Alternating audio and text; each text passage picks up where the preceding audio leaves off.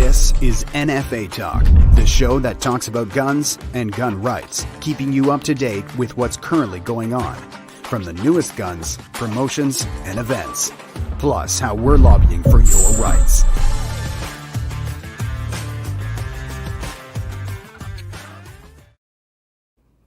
All right, we're back. So is Facebook trying to silence us? Hi, I'm Jordan Vandenhoff. Joining me tonight is Rick Igercich. And the answer to that question is yes, they are. I don't know if many of you have noticed, but our Facebook closed group about 2 weeks ago got shut down. Why did it get shut down? Community standards. Rick, what do you think about this? Well, I don't know what they mean by community standards. I think we've kept our Facebook group and our pages pretty clean and to their standards, but apparently it doesn't take much to get censored these days, Jordan. Well, it is. It's really interesting because they do have community guidelines, and Firearms is on there, and it's the regulation of sales, and there's manufacturing and so forth. And when you look at some of the posts that Facebook would kick back to the administrators and the mods and say, hey, this is not acceptable, and you look at it and it's Bob the farmer out there saying, hey, he got this great deal on a Remington shotgun, and he paid $300-400 for it, and he's super excited. And then Facebook says, no, hey, wait a minute, you're trying to sell, and they kick it out. We go through the appeal process, and within 5 minutes they say, no, it still doesn't meet our community standards. I don't even think it's a real person we're talking to. It's an AI system, and it kicks it back out, and then we move on to the next problem. Somebody else has posted that something similar, and eventually Facebook says, okay, you guys are out of control. We're gonna knock you out and shut you down. We did try. Honestly, though, the writing's been on the wall for a long time, George. We've been getting warnings and stuff, and everybody's been watching the news and seeing what's going on in the States and in Canada with other groups and even past presidents and stuff like that. And it just seems to be the way that it's Facebook's way or no way. So right now we're in a different position. Our closed group is gone, but Jordan will tell you what we did to follow up with that. So absolutely. So it is their playground, and it's their rules. So we have to try to abide by them. But what we did was we just built another group. We built it back better. We're going to get I've instructed our mods to get maybe a little bit stricter. Try to reach out to these people posting these and explain to them this situation, because we're getting a lot of emails and messages coming to us and saying, hey, like, why are you censoring us? Why are you not allowing us to post it? And really, it's not us. Like, we want you to post that. We love people sharing, I got a deal at this store.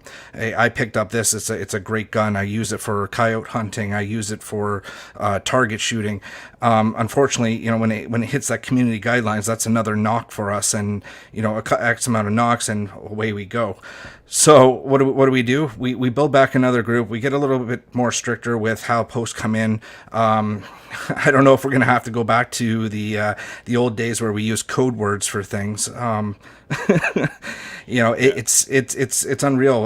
The censorship that we're getting from this company, right? And it's not just Facebook. Like we're looking at Twitter gets hit.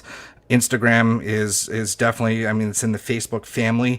So, the company is based out of California. And if you know the gun laws and the attitude towards guns in California, you can understand why we're also facing this too, right? Yeah. And it's just not social media. The government is trying to censor us too. We've put some stuff out there that, is our stuff. And if they don't like it, they proceed to try to censor it. I don't know where freedom of speech has gone to in this country, but there doesn't seem to be any left right now. No, absolutely not. So Rick, where do you think this is going? Where do you think this is going to go with the new censorship bill and the new internet bill that the government didn't pass during the last parliament, but they said they were going to reintroduce it in this session? Well, I'm sure they're gonna reintroduce it, and where it's going to go. That's a very good question. How far can they go to keep us quiet?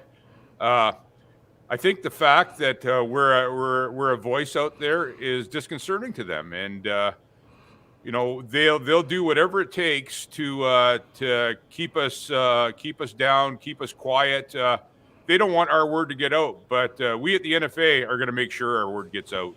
one way or Absolutely. the other. We're going to find new platforms. Jordan, he's our social media guy, and we've got different platforms, and we're working on that right now. And maybe Jordan can enlighten you folks on what we've got going out there with different platforms and stuff.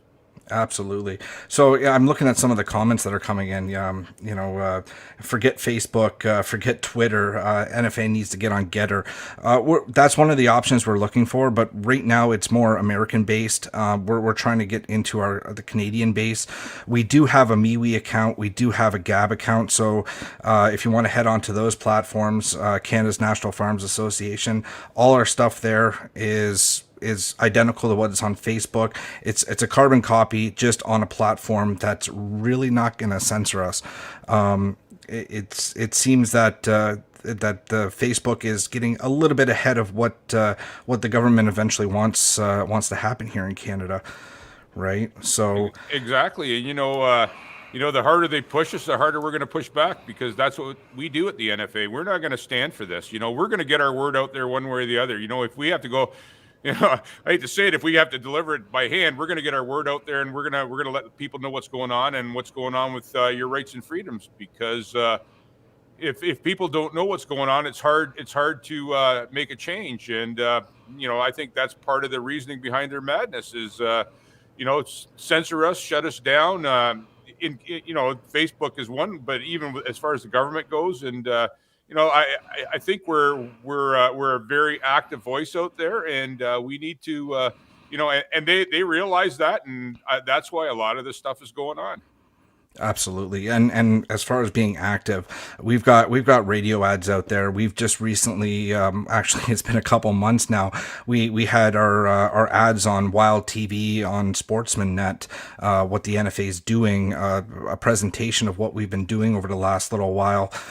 Which was really great. It was well received. The radio ads were great. During the election, we had many billboards, electronic billboards all over the country. So we do rely on social media, but we have other avenues.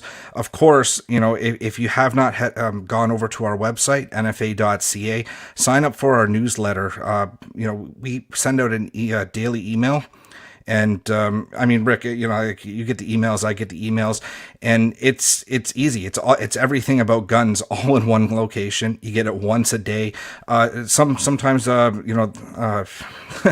there's stuff in there that I've missed from other websites, and it's all compiled into one nice package. Of course, it's got our stuff in there as well. And if you haven't signed up for that, go over there, sign up for it, and get our information. If the way things are going, and with the government and what they're planning on doing, this might be our only means of getting out to our membership and getting out to the people that want to find out what we're doing and what's going on in the world of firearms. Yeah, it's kind of they look at us as a threat for them to not get reelected, and that's why they're coming down on us. It's the reason they're doing it is because they see us as a threat. I don't know if that's a cap or a feather in our hat or not, but you know what? They know we're here, and they know we're pushing, and we're going to keep on pushing. Absolutely. So, unfortunately, Charles was not able to join us tonight. I guess he's having some internet technical difficulties. But I was actually really interested in talking with Charles about the upcoming handgun ban and what's been going on in the news with Alberta looking to take the government to court about the handgun ban. Our president basically put out a poster on social media telling all the other provinces, "Hey, take note. Let's jump on board and let's get on board this." Rick, do you got any comments on that? This. I think this handgun ban, it's the classic liberal go-to. When they're feeling heat, whether it's an election or something they did, it seems like the firearms owners across Canada are the ones that take the heat, and it's their go-to thing. I have no doubt that Liberals are going to try to push a firearms ban. They're holding the proverbial carrot in front of the premier's noses. When it comes to that, they hold the money out there, and out of the premiers, Quebec is the only one I think that is going with them so far. But I think we're going to be seeing some handgun bans. It's inevitable. It's the road they decided to take, and they're not going to stop. Right. So Rick, how much was it? I forget. Was it $1 million per no, it was $1 billion per province, or Yeah, was it $1 million per province? I can't remember. yeah. I don't know the exact numbers on that either, Jordan, but I know it was a substantial amount, It's and really going to make those. It's really going to make those premiers think about it, right? yeah, exactly. I think in Ontario we're okay here with Ford, but who knows? It just it depends what the provincial economy looks like too. They might need that. They might need that financial input. But then again, Alberta, people are struggling out there, and they decided they're not interested in it. So you know what? That's a really good sign, and I just hope it continues across the rest of the country like that. Absolutely. So somebody in the chat said 1 billion per province. Thank you so much. Yeah. Username 1AB. Yeah. So, I mean, yeah, it's great. I hope Alberta takes the lead on this. I hope the other provinces say, hey, yeah, it's time to make a stand, right? A handgun ban at a provincial level. Like, how is this going to work? Well, they're talking a handgun ban, then they're talking central storage, and how's that going to work? If all our restricted and prohibited firearms are going to be in one location, talk about a target, and who's going to pay for this? They've got all these brilliant ideas, but they don't think anything out. It's in my opinion, it's a bunch of lawyers and politicians trying to make rules for the people that actually know what's going on. Yeah, a bunch of people making rules that have no idea and have no idea about firearms, right? Same thing with central storage. It's a one-stop shop for criminals. Exactly. They break in there and congratulations, you got whatever you want, right? Yeah. That's a scary thought. What else do we got here? We got the May 1st, May 1st, 2022 is coming up shortly too, and really quick, guys. And that's gonna be a problem, right? So the government's been very quiet. We haven't heard much from IBM. We know they're kind of following the same buyback guidelines as Australia and New Zealand, but I mean, still nothing has really been pushed out there. No timeline's been pushed out there. The court cases are still pending. They're still moving forward. With the Cassie Premack versus Canada case, we're watching that very closely.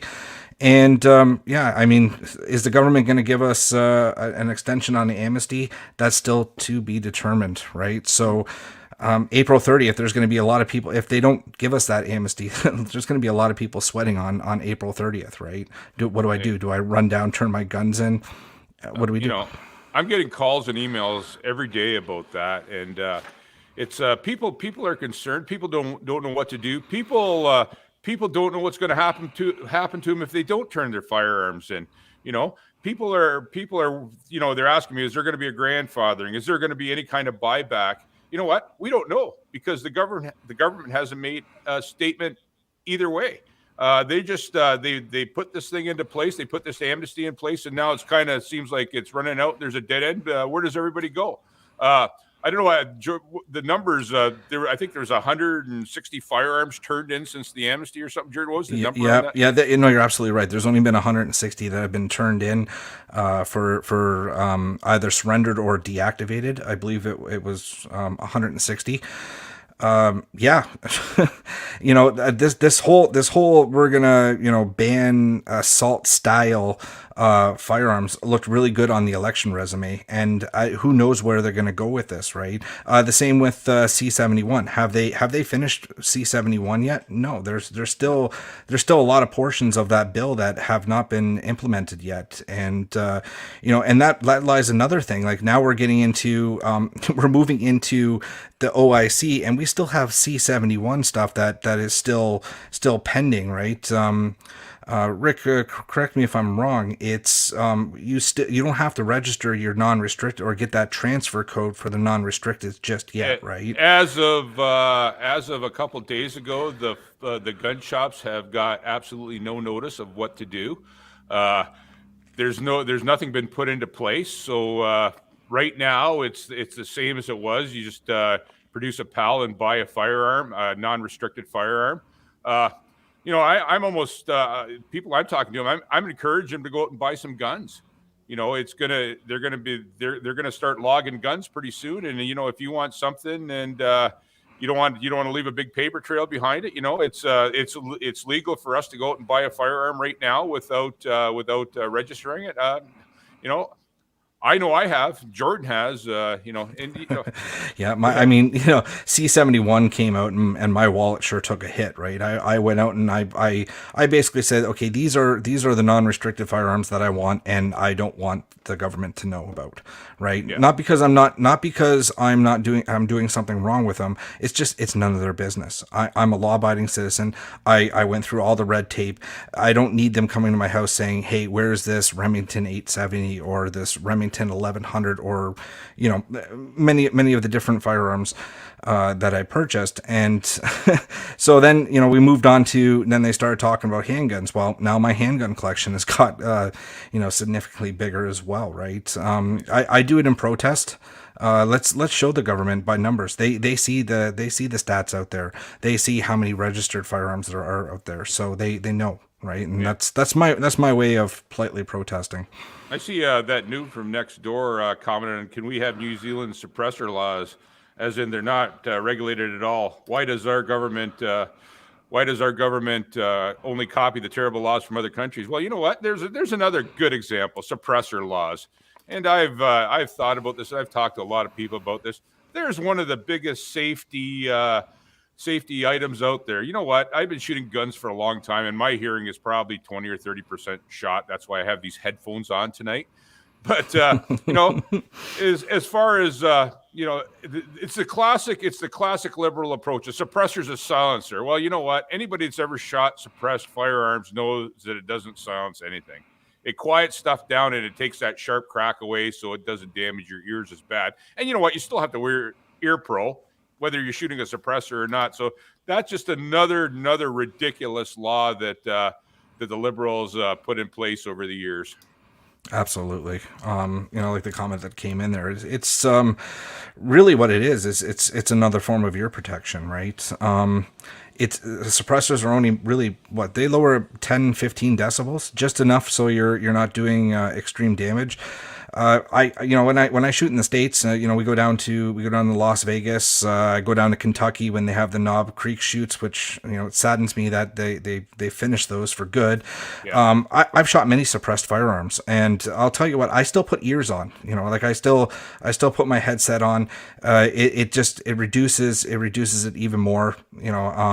I don't want to end up another 20 years or 30 years with hearing aids and scrambling, right? So, it's nice. And, I don't understand why this government cannot understand that, hey, this is a safety thing.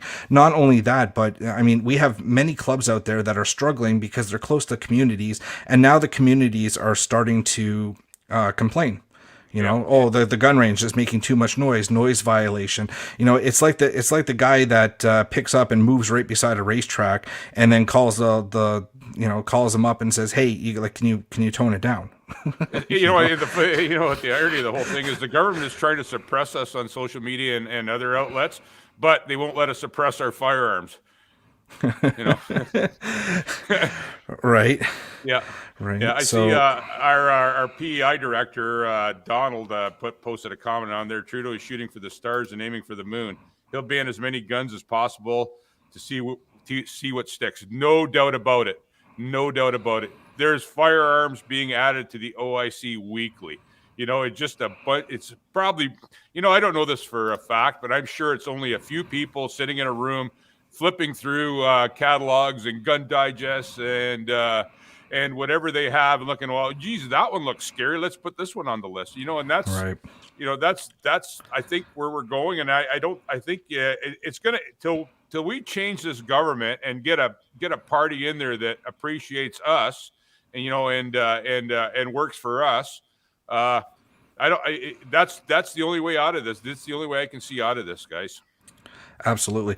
So it looks like Charles might have got his network sorted out. I'm going to try bringing him on. Let's hope that the network issue is sorted out.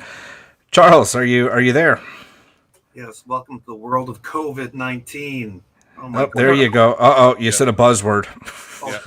Yeah. Here we go. Now we're getting flagged. Right? Yeah, Facebook has flagged us. Yeah.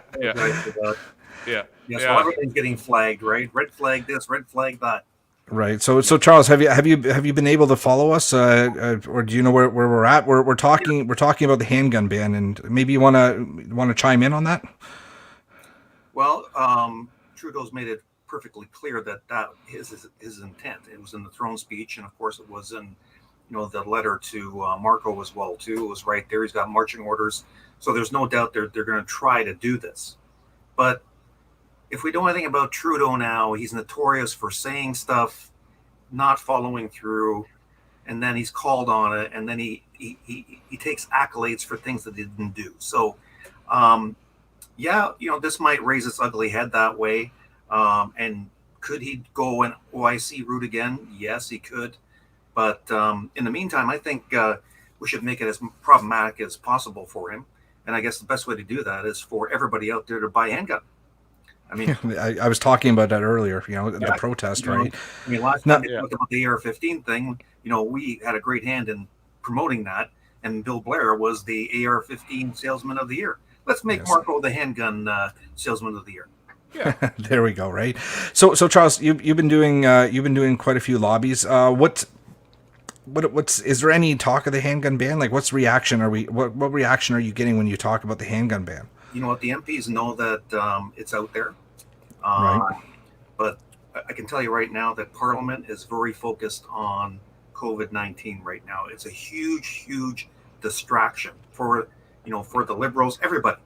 And they seem to be navel gazing on their own constituencies right now. So, there's things that pop up, but the gun thing seems to have taken a back burner. Okay, but that doesn't mean it won't just crop up when they want to throw something into the fray and divert your attention from something that they're doing to us. That's the modus operandi of the Liberals. So, exactly. And that's that's been going on for decades now, right? So. Yeah. So you're getting the feeling that it's just going to be quiet, and all of a sudden, bam, we're going to get into they're going to jump right into it. Well, typically that's the way it works, right? So there'll be another mass casualty incident, right? Maybe with a handgun. That'll be their cue. Don't worry, they already have something ready to pull the trigger on. It's just a matter of finding the right political opportunity or the right incident, to let her go. Right? I mean, that's what happened last time. That's always what they do. So, I mean, we know that, liberal gun control is not crime control. And inevitably, there'll be another, mass casualty event with whatever, right? But basically, it's a testament to the liberals' failure to arrest, rising criminal violence out there with these people out there who are misusing their, illegal and legal firearms, right? So, the whole regiment of needs to be reassessed, and in terms of efficacy. And we talked about this before the election, and Aaron O'Toole was basically all over that at one point.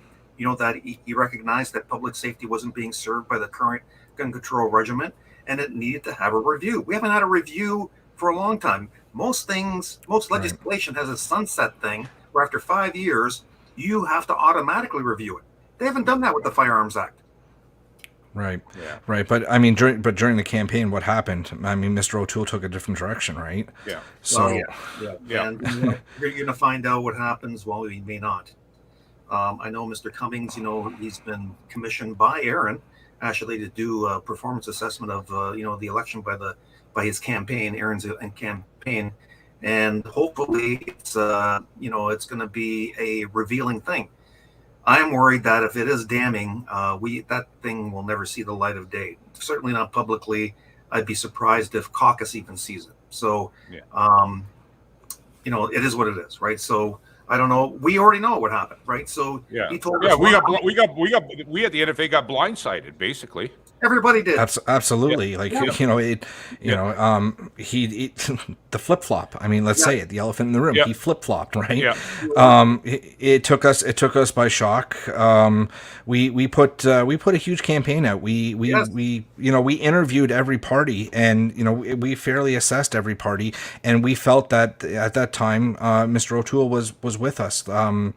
He saw the direction that the NFA wanted to go, fair and just for firearms owners. And you wake up in the morning and it's like you see him. I think he was in Vancouver in front of a shipping yard, and he basically flipped it right around, and he went hit the brakes and turn left is what he did. Right, hit the brakes and turn left. So yeah, But, you know what? Because this is really an internal matter for the Conservatives to resolve. You know, they're grassroots, they're politicos, insiders. They know what happened. Okay, so we know what happened. You're right. We had momentum. We could have won this election, and that basically, like Rick said, you know, basically detoured us off into another, you know, liberal minority government. So that's unfortunate.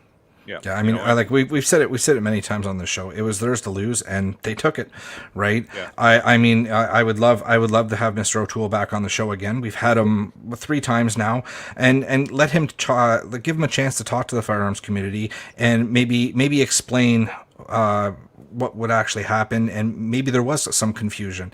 You know, there was a lot of confusion. You know, when he said we're not reintroducing assault weapons in Canada, did he mean the ones that were prior to the OIC, or did he mean the ones from the OIC? So I mean, it would be a good chance for him to come on the show and maybe talk to the firearms community and let them know. Clarify some stuff. You know, we need some clarification where he's going. You know, everybody formed an opinion.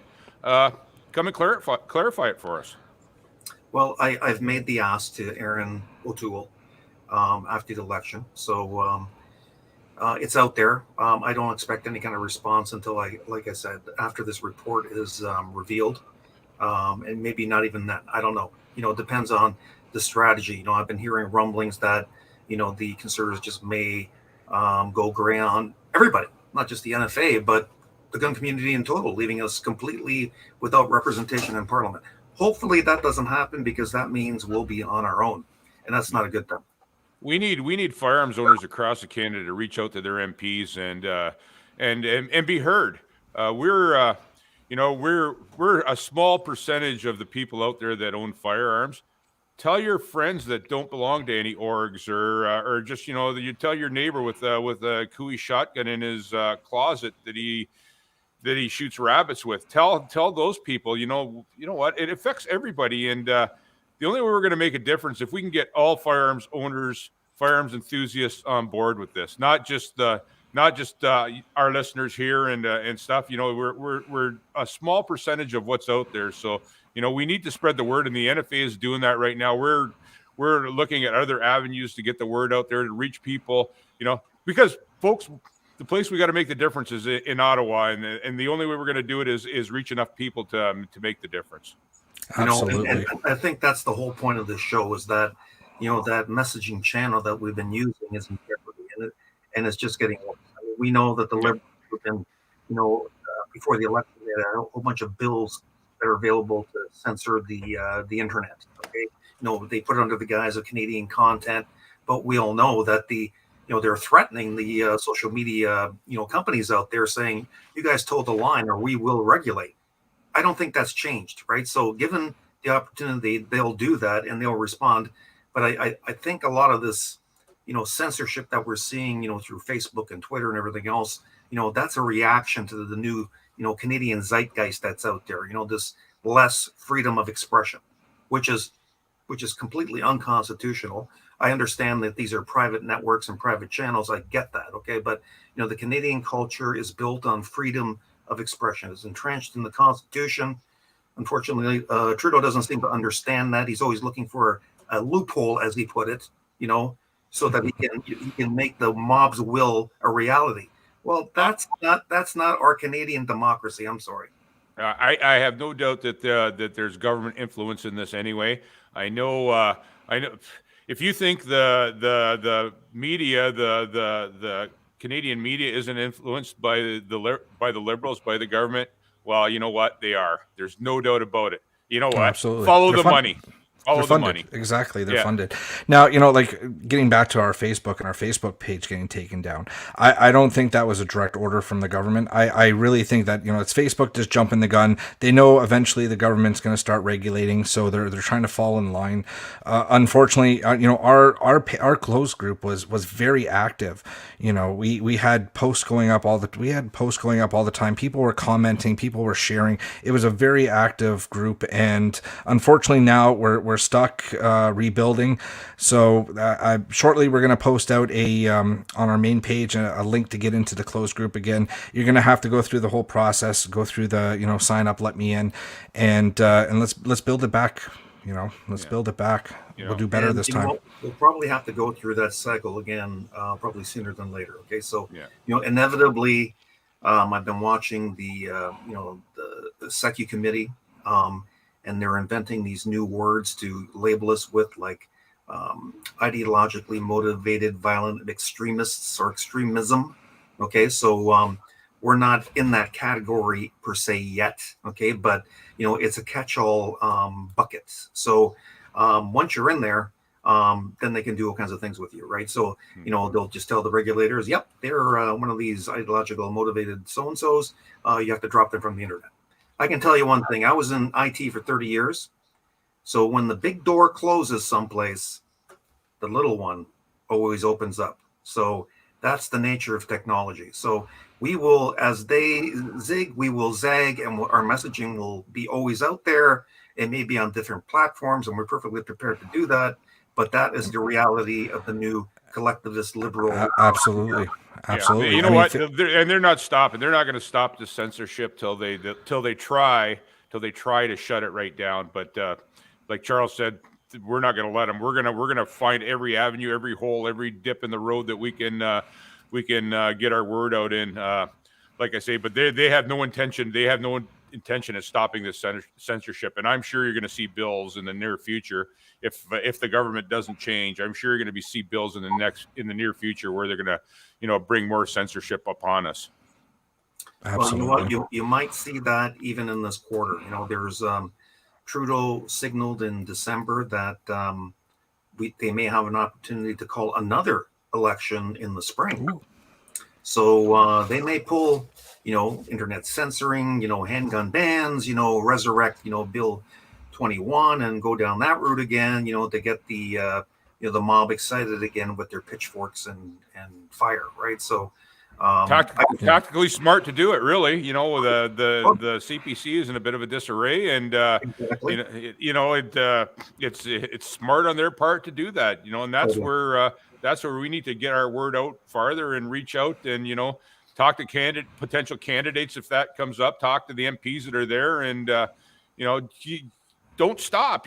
Guys, just don't stop. Keep letting them know that you're there, and that's how we make change, and that's how we make things are going to change, and hopefully we can get another party in there that appreciates us and that we can work with.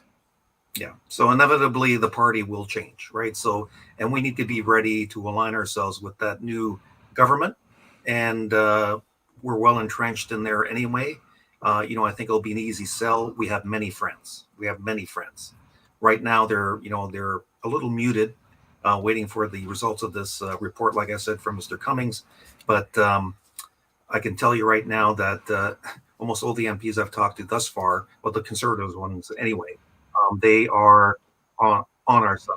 Unfortunately, I reached out to the bloc, right? They just don't respond. I get an official word back from some NDP, shadow public safety ministers and things like that. And they said, we're, our gun control, ideology is not changing. It's there for everybody to see. It aligns with the liberals, and Bob's your uncle, and we're not talking to you. So, I get it, right? And that's what lobbying's all about, right? So we identify our Uncle Bob and our enemy, and that's okay, right?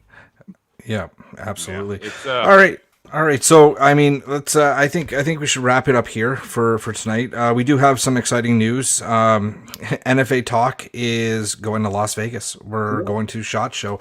So, myself and Rick are going to be down there. We're gonna come on with a podcast. We're gonna talk about the latest and greatest things coming out. Hopefully, some of it's going to make it to Canada. Who knows with the way this government's acting and banning firearms and rejecting firearms. But we're going to go down there. We'll take some pictures, we'll do some videos, and it's going to be exciting. We'll have an actual live podcast from there, and then maybe we'll follow up when we get back and do a full take of it. We'll be talking to a lot of groups like ours down there too, and maybe we'll be sharing some information with them, and maybe they can help us out with stuff, and maybe we can help them out with some stuff. there's a lot of lobby orgs down there at SHOT Show, and I'll be spending most of my time talking to them. We're also meeting with World Forum on shooting activities down there. There's a bunch of stuff coming down from Europe, lead bans, plastic bans, mercury bans, you name it. They're trying to ban it. And, the marking, firearms marking. Charles has been working hard on it the last year, and I've been in it a bit. And, the list is endless. So we're talking to some of those people and see where we stand with that stuff. It's, we're taking hits from all directions, and that's why we need to talk to these people, meet with these people, and find out what's going on so we can get the information out to you people. Absolutely. All right, guys. So until next time, thanks for tuning in. Take care. Thanks for listening to this episode of NFA Talk. Like and follow the NFA on social media and sign up to become a member.